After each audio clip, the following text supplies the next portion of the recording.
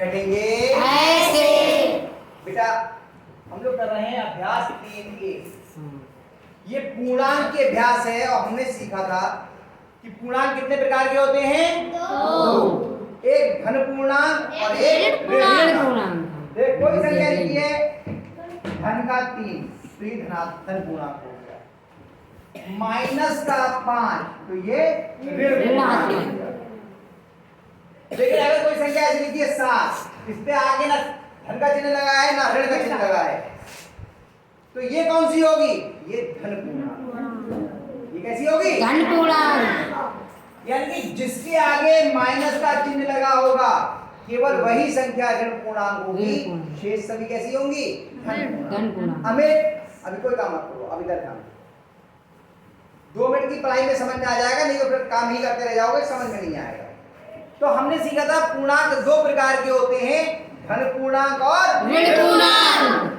ऋण पूर्णांक वो होते हैं जिनके आगे ऋण का चिन्ह लगा होता है, माइनस का, हाँ ऋण यानी माइनस, और जिनके आगे प्लस का चिन्ह लगा हो या कोई चिन्ह ना लगा हो वो धन पूर्णांक।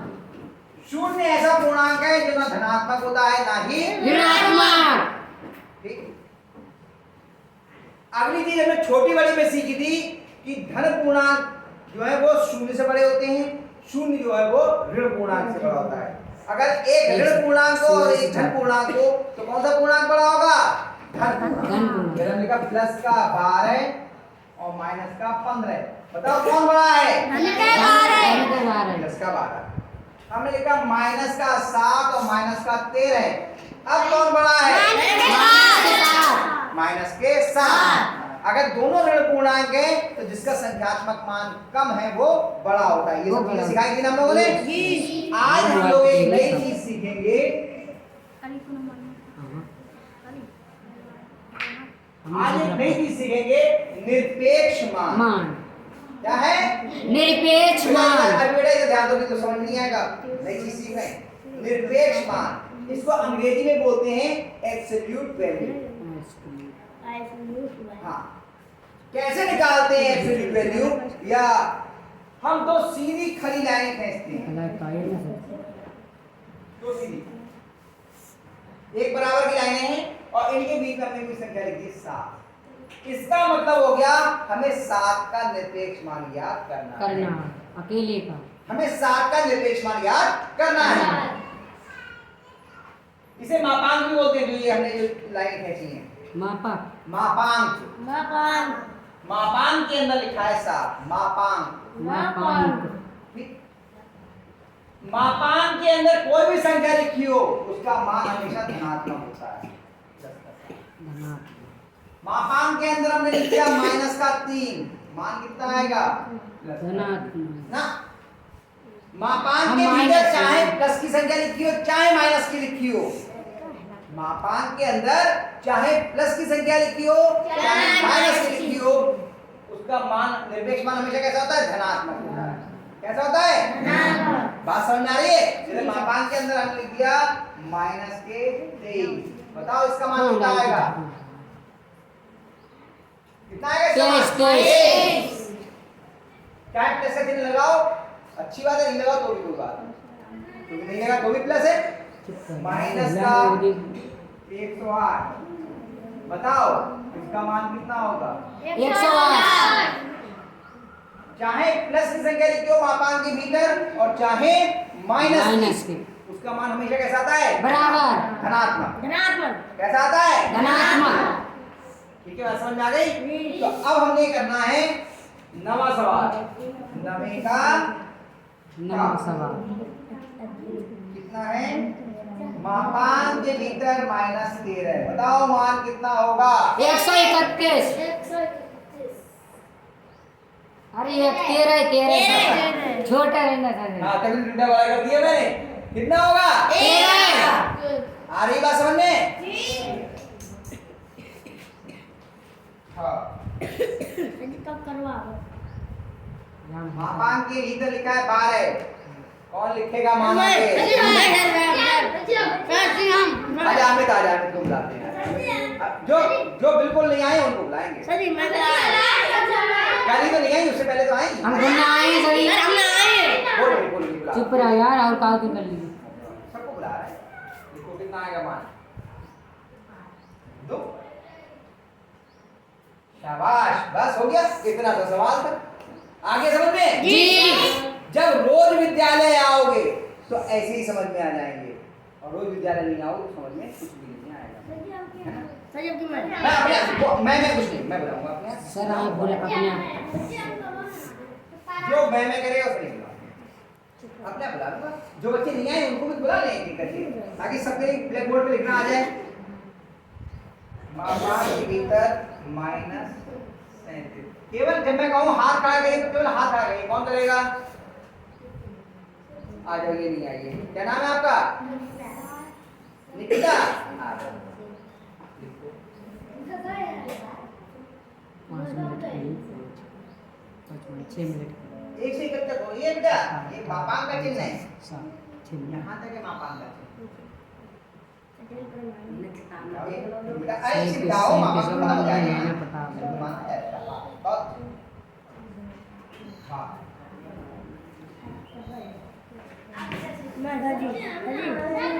नहीं, उन्हें बुलाऊंगा जो आज नहीं। चलो राजन करेगा, आ जाओ। नहीं, जो बच्चे आज तक आए नहीं उनको बुलाओ। एक करके सबको बुलाऊंगा, चिंता मत करो। आज नहीं आएगा नंबर, कल आएगा। सर ये सरल सवाल है इसलिए ये सब हाथ उठा रहे हैं। हाँ, ये बात कितना आएगा?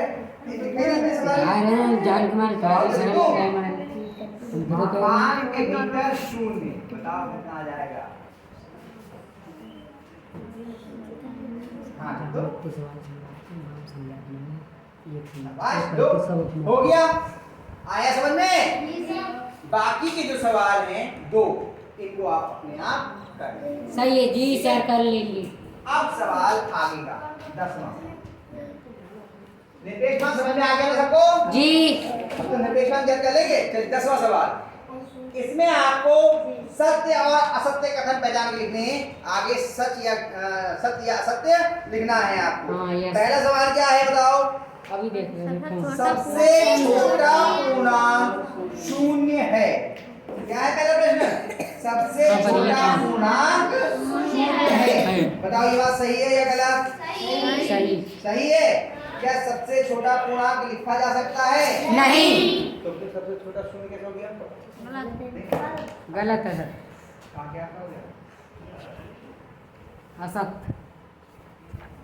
सबसे छोटा पूर्णांक लिख सकते नहीं? सबसे नहीं लिख नहीं छोटी सकते। पूर्ण संख्या है। पूर्ण संख्या है ना? 0। अगला, 0 का विपरीत नहीं होता है। बात सही है या गलत? सही। सही है। सत्य। बताओ सही। क्या सबसे छोटा वो 0 का विपरीत होता है? नहीं होता है। नहीं मेरा 0 धनात्मक है ना ही सत्य है। सत्य मत करो। सत्य। सत्य वाले सही। सत्य की वजह से ठीक होती है। ये मार पलट रहा है देखेंगे। -17 बड़ा है और -7 छोटा है। बताओ बात सही है या गलत? -17 बड़ा है या -5? और जिसकी तरफ नोक रहती है वो छोटा होता है इस निशान से। हाँ यस। क्योंकि -5 को छोटा दिखा रखा है तुम्हें। हाँ सही। बात सही हुई गलत? गलत असत्य। क्योंकि शरीर इसके पार वो कर क्या लिखा है? -17 की तरफ जो खुला हुआ है और -5 और उधर जिसकी तरफ नोक होती है वो छोटा होता है ना? छोटा होता है। गलत देख रखा है। अगला, एक धनात्मक पूर्णांक अपने योगात्मक प्रतिलोम से बड़ा होता है। देखो धन का योगात्मक प्रतिलोम कैसा होगा? ऋणात्मक होगा। स्वाभाविक रूप से बड़ा है, ऋण से तो धन बड़ा होता है। सत्य।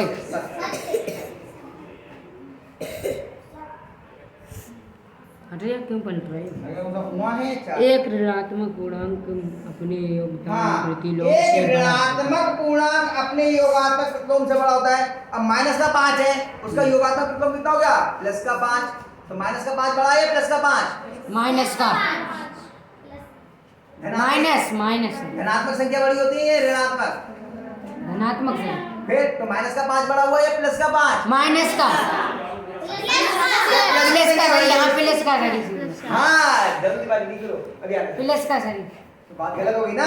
तो ऋणात्मक पूर्णांक का योगात्मक प्रतिलोम हुआ धनात्मक संख्या। बात गलत होगी ना? असत्य। वहाँ है ना? असत्य सही।